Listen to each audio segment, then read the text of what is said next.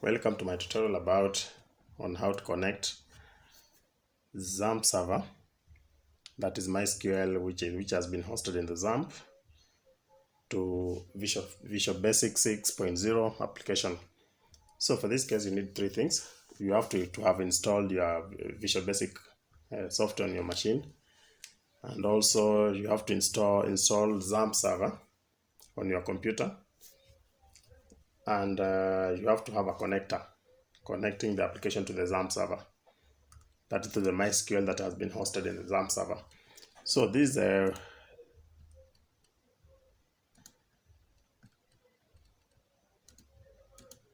Xammp server I'm talking about. So when you open this Xammp server, you find that I have quite a number of databases here. So for the sake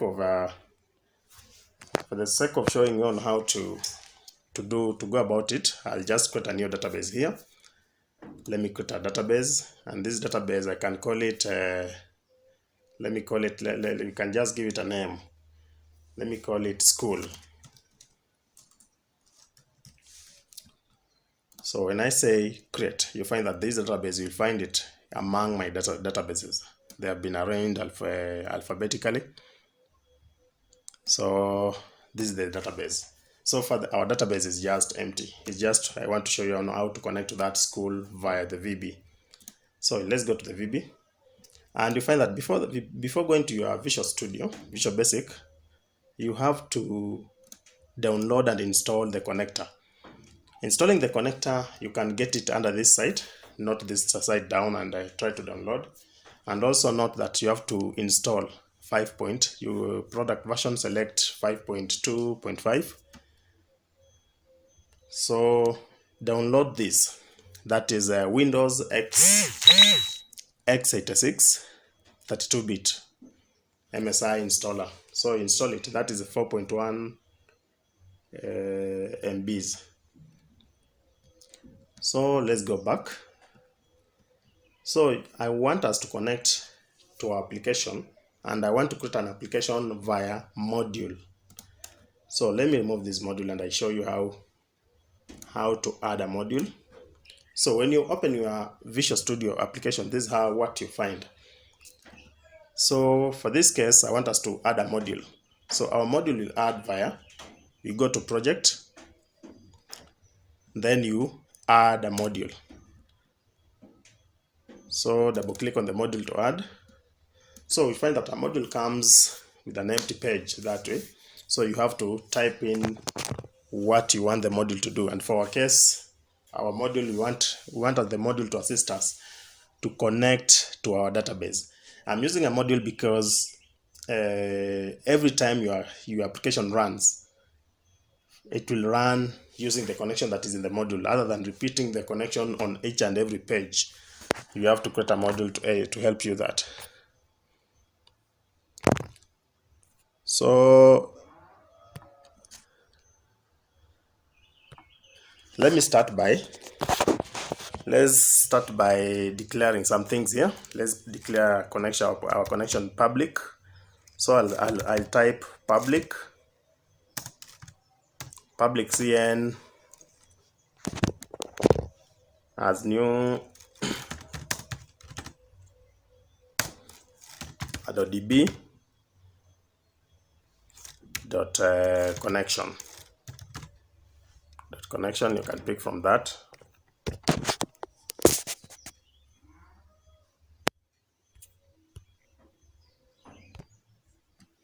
So you type everything like this. Let me maximize my page so that you can view everything correctly. You don't miss a point.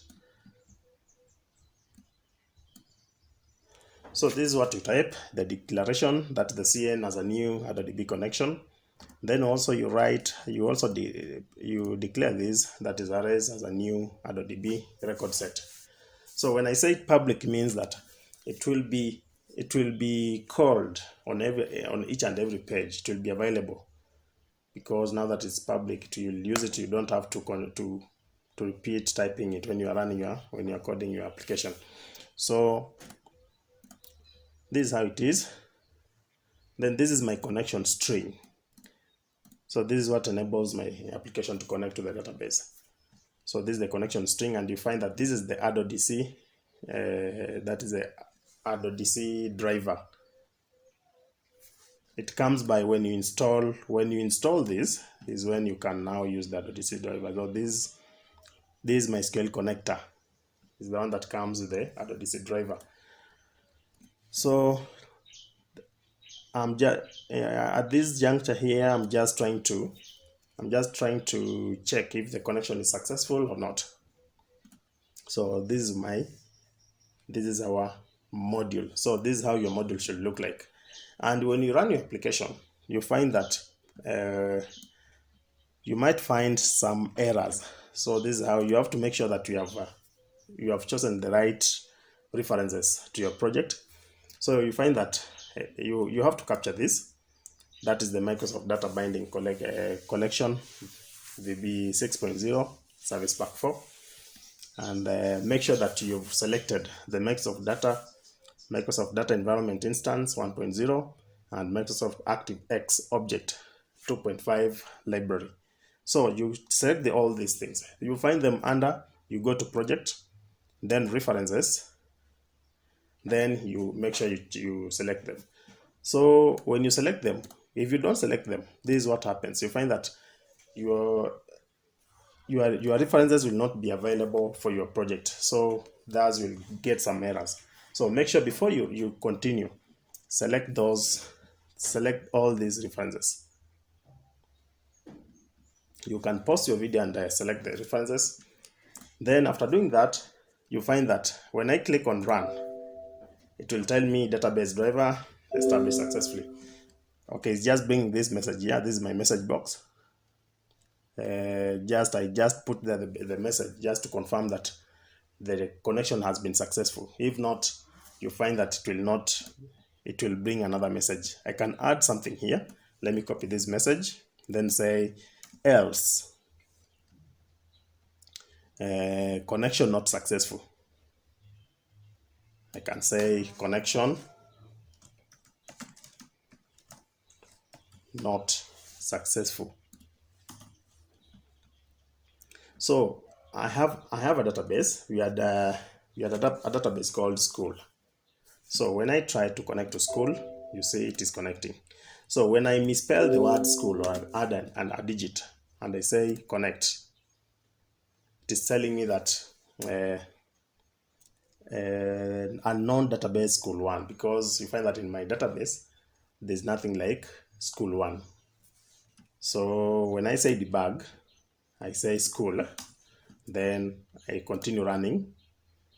Okay, you have to restart the running. Okay, let me just stop it, then run it again.